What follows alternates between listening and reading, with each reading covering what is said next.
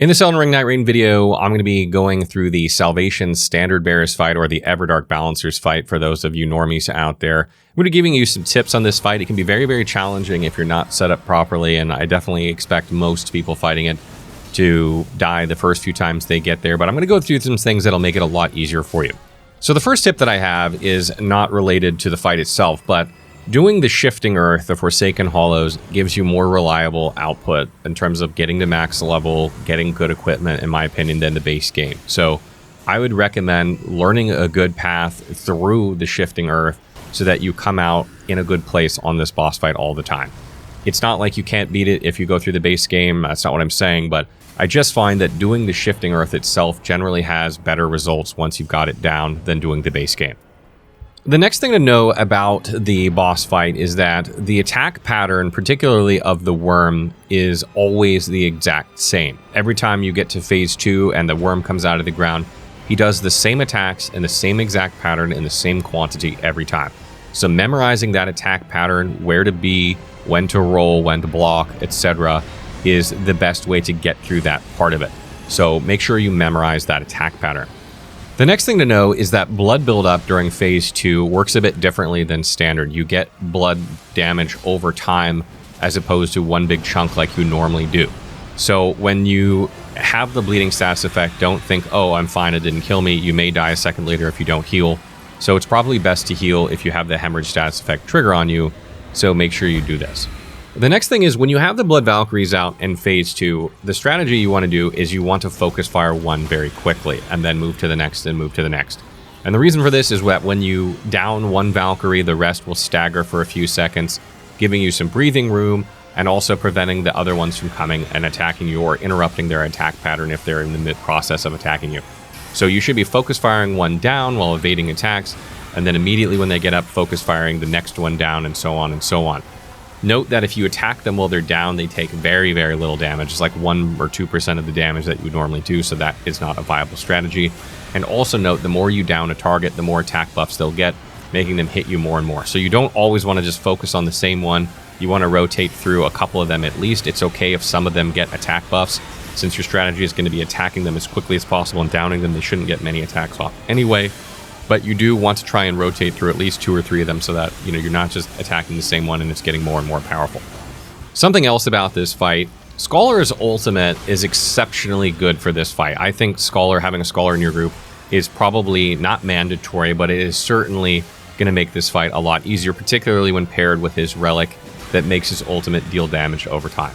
He wants to use this ultimate during this phase when the Valkyries are out each time, if possible, the Blood Valkyries specifically, because it's not only going to help heal your group, it's also going to make it so that they take more damage, and the more damage they do during this phase, the less worm phases you have. Because essentially what happens is it feels like it's timed. You have a certain amount of time to fight the Valkyries, then the worm appears, does his whole rotation, which is always the same, and then you go back to the Valkyries and you just keep interchanging and so on. So the more damage you can do to them quickly, the faster this fight will go and the easier it will be. And another really good tip during the worm phase is try and keep a medium distance from the boss when you're facing him. And the reason for this is it makes it easier to read his AoE attacks, give you more time to read them so that you can dodge roll, and also a couple of his AoEs that look like complete rings when they come out actually fan out in more directions so you can get between them and not even have to dodge out of the way if you're positioned correctly. So don't stand too close to the boss, and conversely don't stand too far away, because you need to get up to him as he's ending this phase in order to attack him, and if you're too far away you can't do that. And at the end of his phase, when he kind of raises up in the air and he has the thing over his head, essentially what you're trying to do is either stagger him here or kill him. And if any damage you do while he's out can help speed this up if you're going for the killing him strategy, but it's very difficult to do because of how aggressive he is.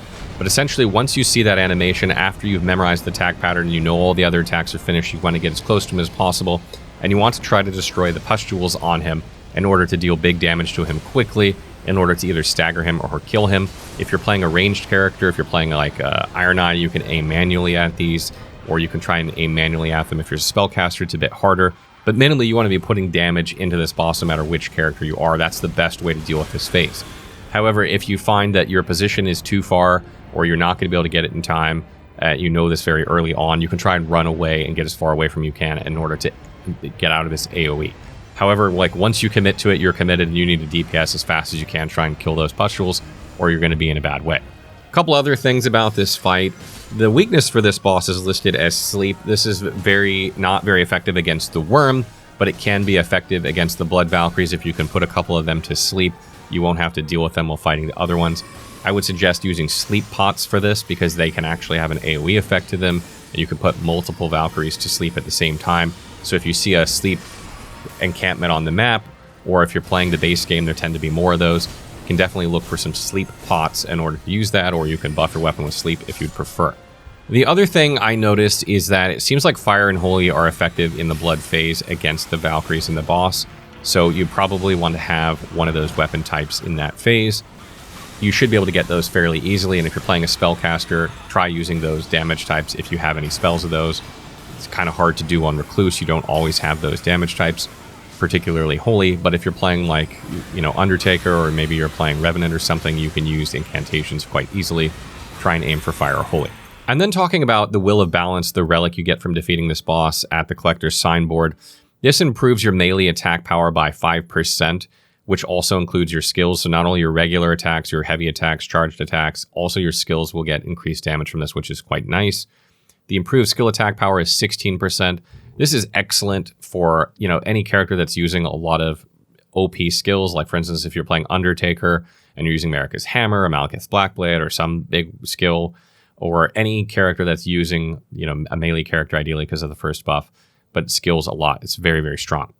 The last thing is occasionally nullify attacks when your damage negation is lowered. This is quite strong. From my estimation, from what people have been saying, I haven't tested this out too thoroughly, this is about 15 to 20% chance to trigger when your damage negation is lowered.